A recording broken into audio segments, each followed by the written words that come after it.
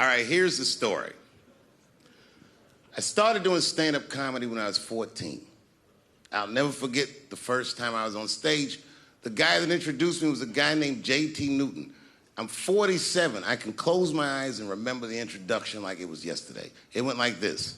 Ladies and gentlemen, this next young man coming to the stage is starting his comedy career tonight. Who knows? We may be witnessing the birth of a star. Please welcome David Chappelle.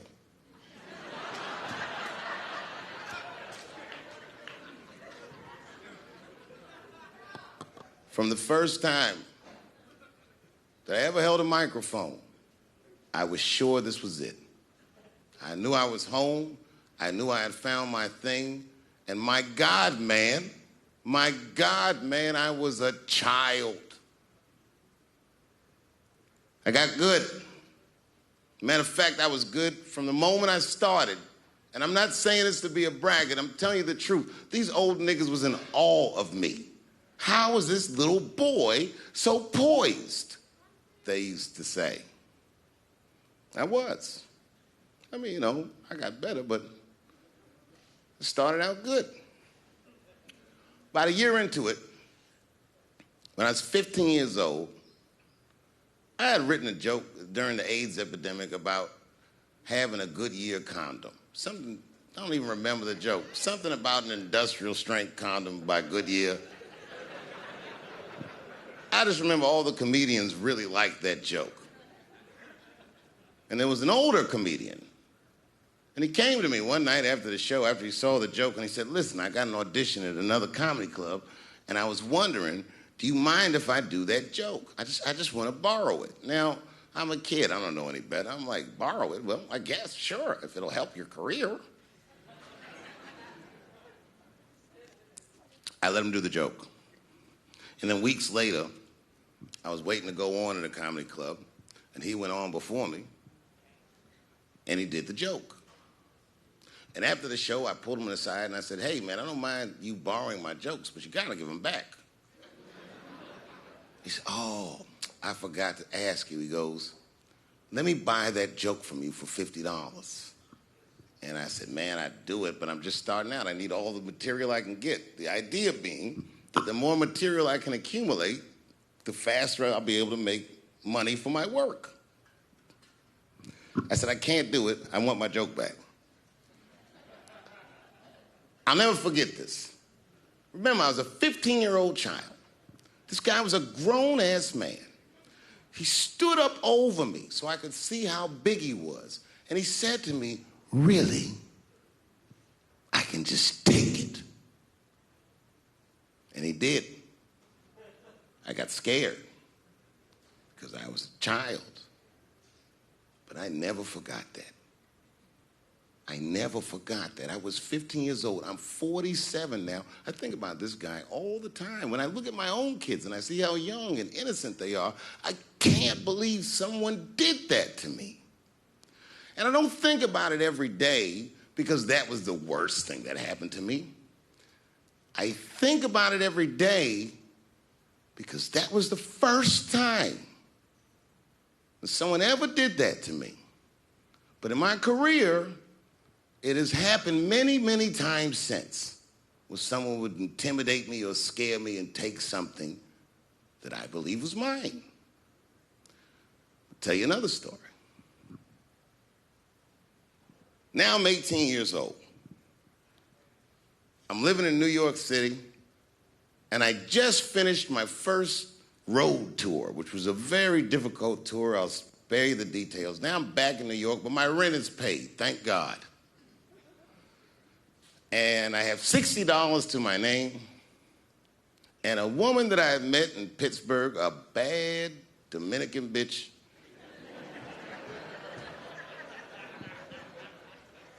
was coming to New York. She was going to spend the weekend with me. I couldn't wait for her to get there. She was coming that evening. But remember, I only had $60 for a whole weekend to entertain a bad bitch. Now I'm walking through Greenwich Village, and I see something I've never seen before. 3-card Monte. You know what that is?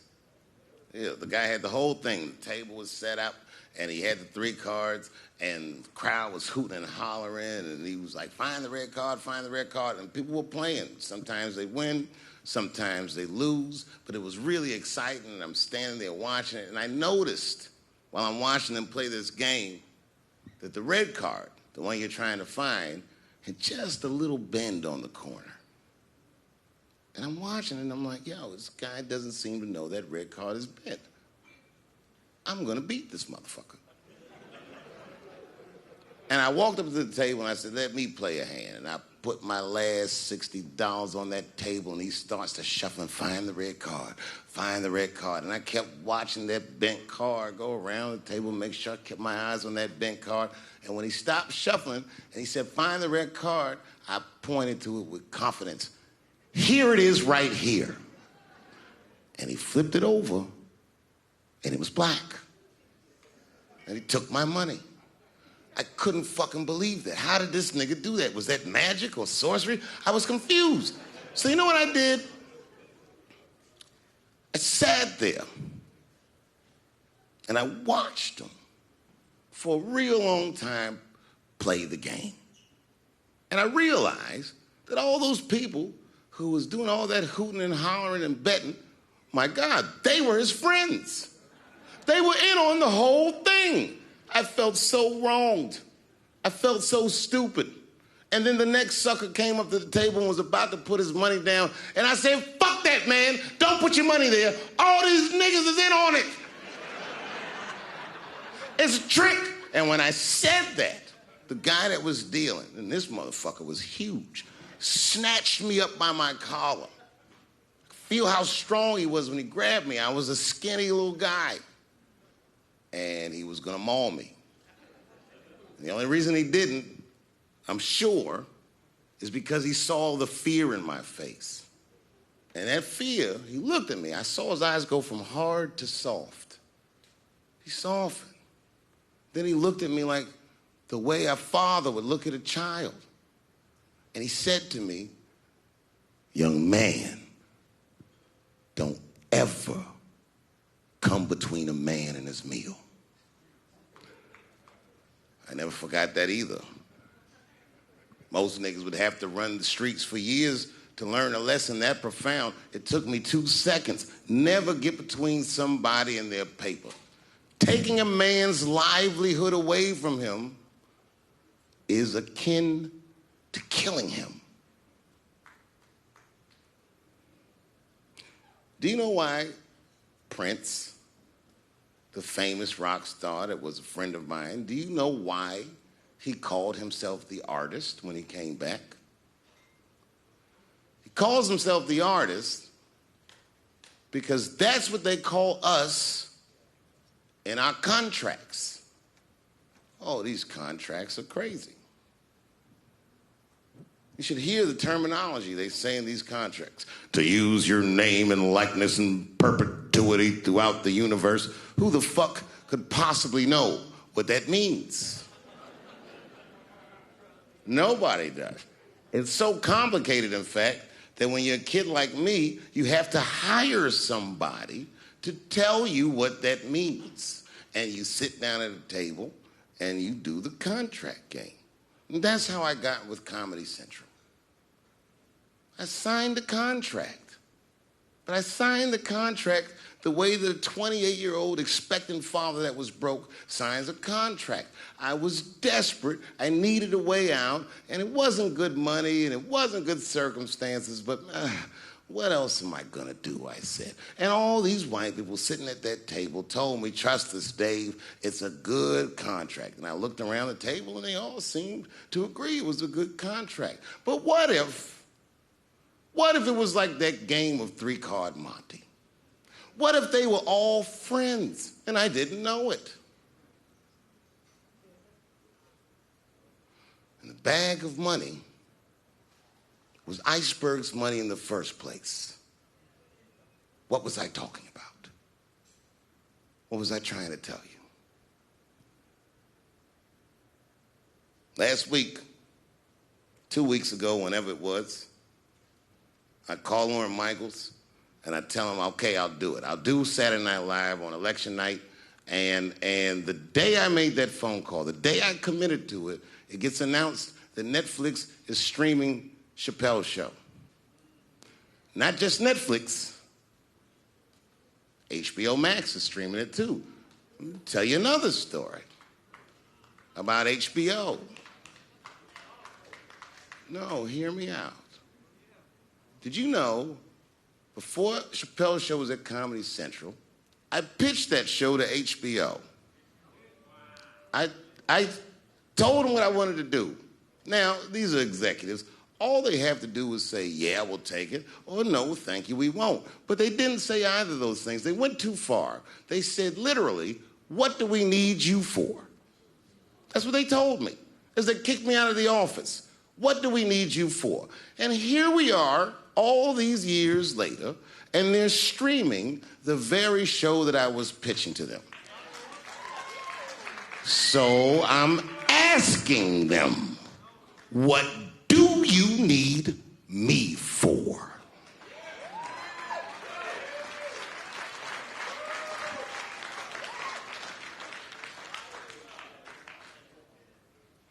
People think I made a lot of money for Chappelle's show. When I left that show, I never got paid. They didn't have to pay me because I signed the contract. But is that right? I found out that these people were streaming my work, and they never had to ask me, or they never had to tell me. Perfectly legal because I signed the contract. But is that right? I didn't think so either. That's why I like working for Netflix. I like working for Netflix because when all those bad things happened to me, that company didn't even exist.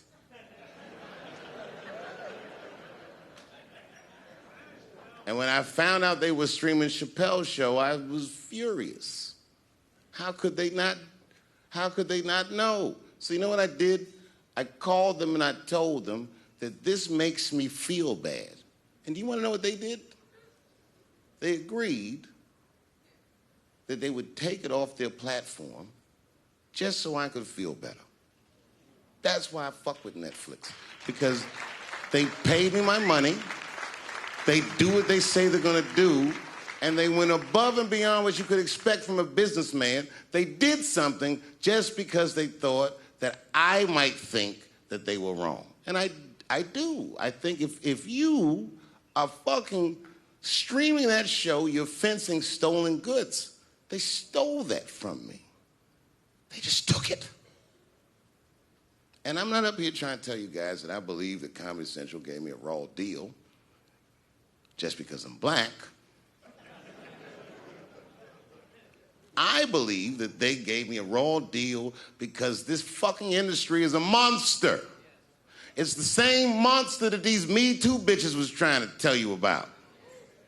But they hate the monster for how it fucks. And I hate that monster for how it eats. But my God, man, it's the same monster. When I quit the show, all my friends would say, well, fuck them, Dave. Why don't you just do Chappelle's show at another network? Yeah. And why doesn't a slave run from one plantation to another plantation? Because the master over there might be nicer. My God, man, I was trapped. You know what? Tell you the truth. I've even thought about coming back and doing another Chappelle show. Well, but if I do, I can't call it Chappelle's show because my name and likeness is being used by them in perpetuity throughout the universe. It's in the contract.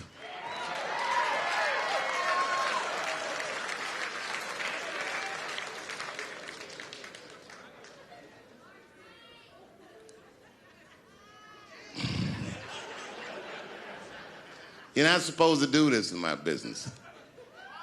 I'm up here doing something that nobody else in this business has the balls to do. I'm telling you something that you need to know. I'm trying to explain to you what you're seeing. You don't understand what you're seeing. I am publicly flogging a network. And I know that this network niggas, they watching me and they saying, why are you doing this so publicly? Doesn't feel good to be flogged publicly. Oh, believe me, I know.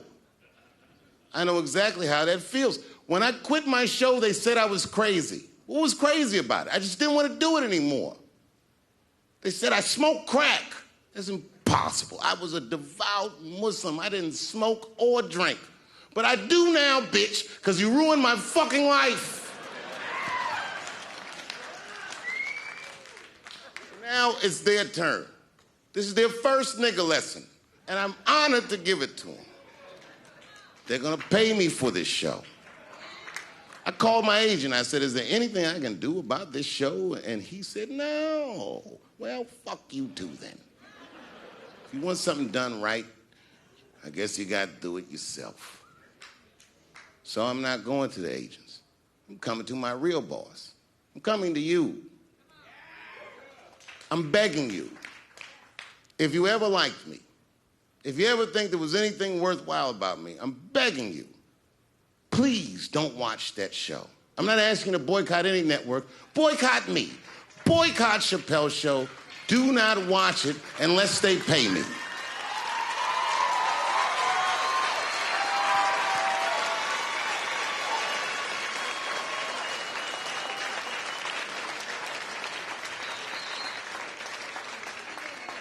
If you're a shareholder at Viacom, then I'm talking to you. Because all that shit that they do to us, well, they do everything for their shareholders. That's what they told me. So if you're a shareholder in that company, tell them it's wrong. And if you don't believe that it's wrong, then fuck you too. You should know what's in the hot dogs you eat. Now, there's probably a bunch of people at Comedy Central and Viacom and all these places that have no idea what I'm talking about. They've all either quit or been fired or got Me Too'd or something. Them niggas is gone. And there's a whole bunch of new young people there, and they're probably looking like, what is he talking about? They may not actually know what the fuck happened to me. So I'll tell you what I'm talking about. Go downstairs to your accounting department, open the books, see what that show made, and look at what you paid me. That's exactly what I'm talking about. You're going to pay me. I am inviting you to come with me and work with me. And let's fight against that terrible, terrible feeling that you made me feel together. We can fight together and work this thing with Chappelle's show out. Or I can just take it. Thank you.